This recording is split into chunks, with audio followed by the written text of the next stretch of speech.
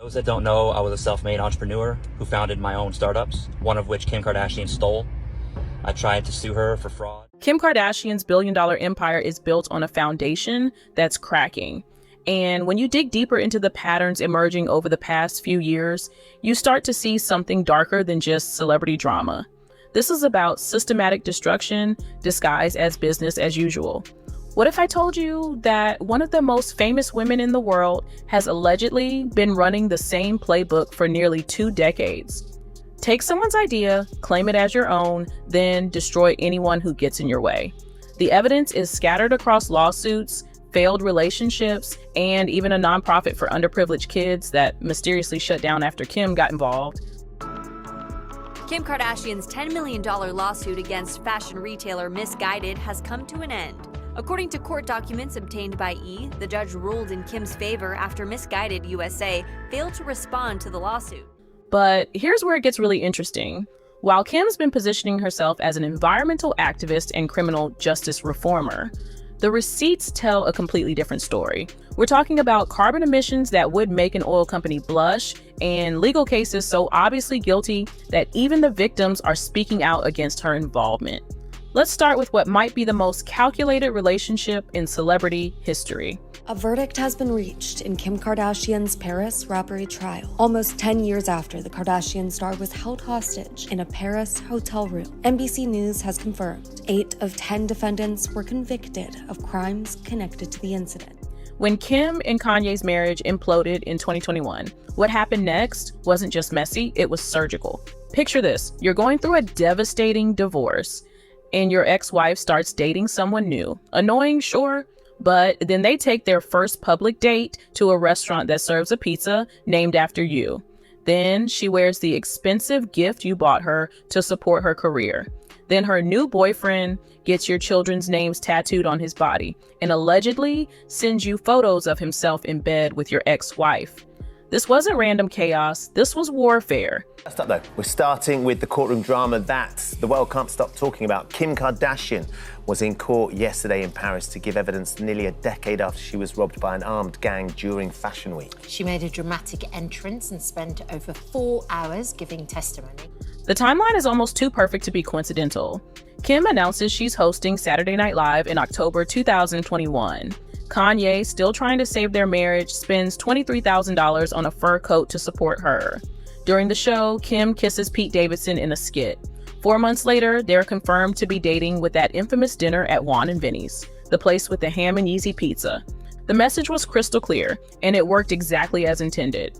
Kanye spiraled publicly on social media, leading to the now infamous music video where a claymation version of himself buried Pete Davidson alive. The beauty mogul is awarded $2.7 million in damages, plus another $60,000 in attorney fees from Missguided USA.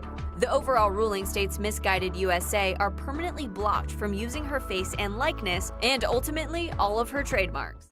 But here's what makes this even more twisted. Some fans theorize the entire 9-month relationship was designed to push Kanye toward a mental breakdown that could justify placing him under a conservatorship. Sounds far-fetched? Wait until you hear about Kim's family connections to the woman who allegedly orchestrated Britney Spears' conservatorship. Lou Taylor, remember that name? Because it connects dots you probably never saw coming. Lou Taylor runs Tristar Sports in the entertainment group, and according to Britney Spears' own memoir, she was front and center in establishing the conservatorship that controlled Britney's life for 13 years. Courtney Love claims Lou tried to place her under conservatorship too. Lindsay Lohan's mother was allegedly advised to seek one for Lindsay. There's a pattern here. Now here's where your jaw drops. The Kardashian and Jenner families have borrowed tens of millions of dollars from Lou Taylor's company. We're talking about Kylie taking out a $36.5 million loan. While 2 defendants were acquitted on charges of planning and carrying the robbery. The 2016 robbery saw intruders walk away with millions of dollars in jewelry, including Kim's engagement ring from her then-husband, Kanye West. Kris Jenner securing deals worth over $60 million backed by her assets. These aren't small business loans. This is serious financial entanglement. So when Kim publicly supported Britney's memoir, a book that directly accused Lou Taylor of orchestrating her imprisonment, fans immediately called out the hypocrisy. How do you champion someone's story about financial abuse while being bankrolled by the alleged abuser? The theory goes deeper. If the Pete Davidson relationship was designed to destabilize Kanye, and if the Kardashians are financially connected to someone with a history of conservatorships, then suddenly that 9-month relationship looks less like romance and more like a business transaction. Yeah, good morning, Kat. Well, first of all, we are in the courthouse where Kim Kardashian was testifying yesterday. Just behind me at the end of this hallway is where the courtroom is. And if you can see the press pen, you can imagine yesterday it was absolutely packed. But Kim's contradictions don't stop with her personal relationships. Kim Kardashian wants you to know she cares about the planet. Her Skims brand works exclusively with suppliers committed to sustainability. She promoted a product by saying, "The sea levels are rising, the ice sheets are shrinking," before selling bras with fake nipples to help you look cold in a warming world. Meanwhile, her private jet single-handedly produced the carbon equivalent of 1,625 years of a normal person's emissions in 12 months. Let me put this in perspective. The star first filed a lawsuit against the company in February, just days after publicly shaming the company for promoting a gold dress that was a near identical but cheaper version of one of Kanye West's Yeezy designs. Kardashian showed off the look in a behind-the-scenes Instagram shot from a fitting, pleading for fast fashion brand. In 2023, Kim took 165 flights.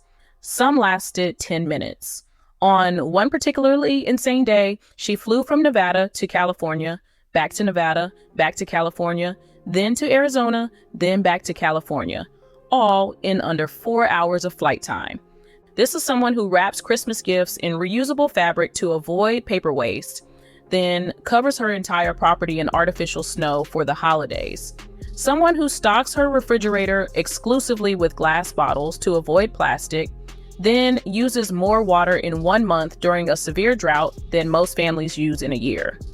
232,000 gallons in 30 days, while California residents were being urged to take shorter showers.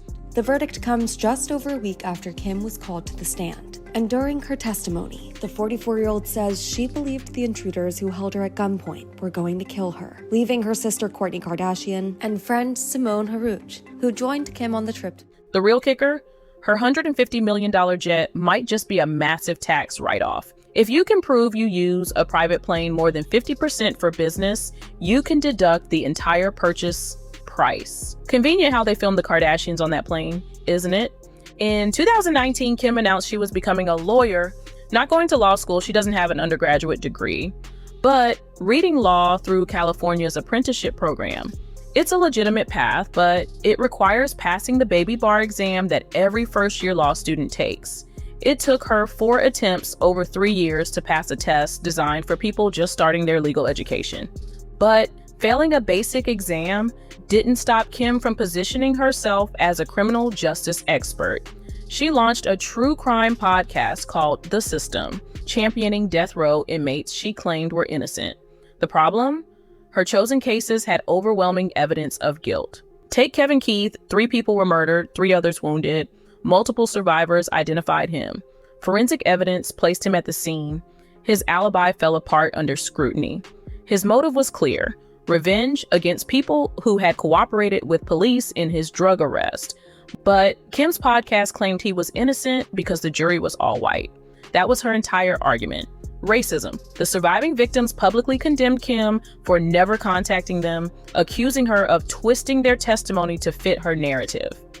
One survivor told the Daily Mail, "She doesn't want to hear from us. She wants to get him out to make her look better." This pattern repeated with Rodney Reed, whose DNA was found at multiple crime scenes and who had been identified by a surviving victim. Again, Kim's argument boiled down to jury composition.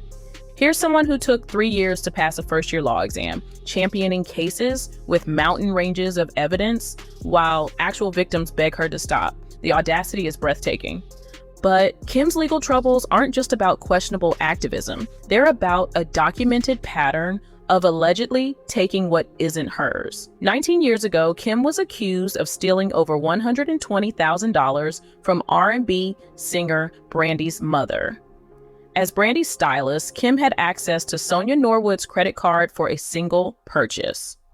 According to the lawsuit, Kim recorded the card number and racked up nearly $123,000 in charges at her family's own boutiques. When Sonia demanded repayment, the Kardashians refused. The case was later dismissed, suggesting a settlement was reached out of court. Then there's David Lenison, the software developer who claims Kim stole his app idea for Kimoji. He pitched the concept to Kim and Kris Jenner in 2013 and 2014, working on a verbal agreement. When Kim's legal team asked if he'd trademark the name, he said no. They offered to handle it for him. The trademark was approved, but David's name was nowhere on it. Kimoji launched in 2015 and allegedly made $1 million in its first minute. When David sued for $100 million, Kim countersued for $300 million, a sum so intimidating that David withdrew his lawsuit. But Kim and Kris didn't stop there. Even after David stopped pursuing money, they demanded he pay $400,000 in legal fees. The ordeal destroyed his marriage, left him homeless, and forced him to work 2 jobs just to pay the debt he owed to the people who allegedly stole his idea. This is the same woman who bragged on national television about her daughter's lemonade stand scam, where she charges friends $20 for lemonade and then claims she doesn't have change. Speaking of questionable financial arrangements, let's talk about the California Community Church. Kris Jenner co-founded this church in 2009, reportedly at a Starbucks, with Pastor Brad Johnson, a man who had been kicked out of his previous congregation for cheating on his wife. The church encourages a 10% tithe, which is tax deductible. Kim claims she donates 10% of her $80 million annual income. That's $8 million in tax deductible charitable giving. The rest of the family allegedly donates over $50 million combined. Here's the thing about churches in America. They don't have to report their finances to the IRS, so there's no public record of where that money actually goes. Some have alleged that donations are simply washed and returned to the donors, turning the church into a massive tax shelter. Meanwhile, Pastor Brad Johnson moved from wherever Kris allegedly found him at Starbucks into an $850,000 house in Thousand Oaks. Not bad for 3 years of work, the church's finances remain completely private, but the lifestyle upgrades are visible to everyone. This pattern of taking and destroying isn't new. It goes back to at least 2007, when a 27-year-old Kim engaged in a MySpace feud with 22-year-old Hailey Duff that perfectly encapsulates her character. Hailey reached out to make peace, writing a mature message about ending drama and suggesting they meet up for Cosmos. Kim initially responded positively, admitting she had only insulted Hailey because Paris told me to, and that she was desperate for attention. They made plans to see a band together. Hailey confirmed she'd love to go. Then Kim sent one final message. I forgot. I don't hang out with horses, plus I'm busy. A 27-year-old professional pranking a 22-year-old who had tried to make peace. The pattern escalated over the years when Jordyn Woods kissed Tristan Thompson, the same Tristan who had cheated on Khloe multiple times and fathered children with other women while Khloe was pregnant. Kim orchestrated a vicious harassment campaign against the 22-year-old girl. Kim told her sisters they needed to scare the living hell out of Jordyn, then fueled online harassment with Instagram posts until her own sister, Kylie, begged her to stop because Jordyn was receiving death threats. Meanwhile, Kim continued supporting Tristan publicly, attending his games even as he kept cheating on her sister. But perhaps the most disturbing example involves Donda's House, a nonprofit in Chicago that provided music and fashion programs for at-risk youth. When Kanye's co-founder tweeted that the organization was struggling financially and asked Drake for help, Kim lost her mind. She launched a brutal Twitter attack on Rhymefest, including the threat, "You better believe I will make it my mission to take Donda's House from you and let my children run it the way it should be run." Her children were 4 years old, 2 years old, and 4 months old. The nonprofit released a statement that due to Kim's threat to take control and let her toddlers run it, they would cease operations under the Donda's House name. The organization never reopened. A program helping underprivileged kids in one of America's most dangerous cities was destroyed because Kim couldn't handle someone asking her husband's business partner for financial support. What emerges from all of this isn't just celebrity drama or business disputes. It's a fundamental pattern of extraction that defines Kim Kardashian's entire existence. Someone presents her with an app idea. She allegedly steals the concept, trademarks it under her name, then sues the original creator into financial ruin when they try to get credit or compensation.